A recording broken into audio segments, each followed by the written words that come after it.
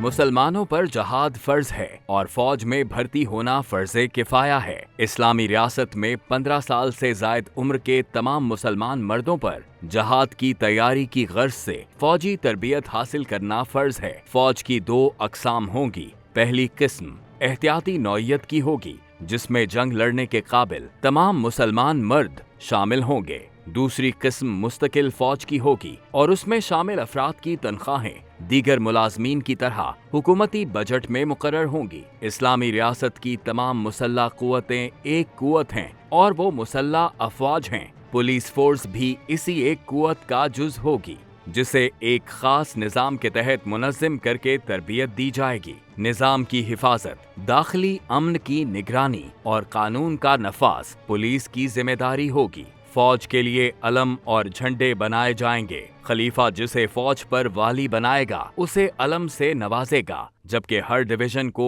एक झंडा दिया जाएगा जिसकी नुमाइंदगी डिवीजन कमांडर करेगा। खलीफा बिलफेल अमीर जहाद होने की हैसियत से फौज का सरबराह होगा। वही चीफ ऑफ स्टाफ मुतय्यन करने के साथ हर ब्रिगेड और डिवीजन के कमांडर का तकर्रुर भी करता है। बाकी फौज की तरतीब का तयन लश्कर के कायदीन, ब्रिगेड और डिवीजन कमांडर करते हैं। स्टाफ अफसरान में से किसी शख्स का तयन उसकी जंगी सलाहियत और महारत के एतबार से होगा, जिसे चीफ ऑफ स्टाफ मुतय्यन करेगा। इस्लामी रियासत की तमाम फौज एक इकाई होगी और उसे खास छावनियों में रखा जाएगा। मुख्तलिफ सूबों और स्ट्रेटेजिक मकामात पर इसकी छावनियां होना जरूरी हैं। कुछ जंगी कुव्वत की हामिल छावनियां हमेशा मुतहरिक रहेंगी। इन छावनियों को बहुत से मजमुआत की शक्ल में मुनज़्ज़म किया जाएगा और हर छावनी को उसके नाम के साथ एक नंबर दिया जाएगा। सूबे और जिले के नाम पर भी छावनी का नाम रखा जा सकता है।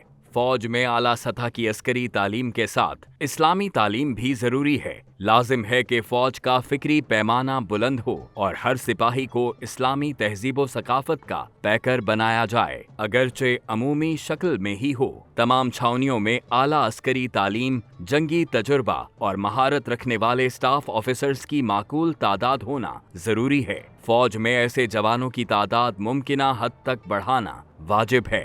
इस्लामी फौज के पास असलहा, दूसरी मशीनरी, तैयार करदा बेहतरीन हथियार और दीगर लवाजमात होना जरूरी है ताकि वो अपने फर्ज की अदायगी को मुमकिन बना सके।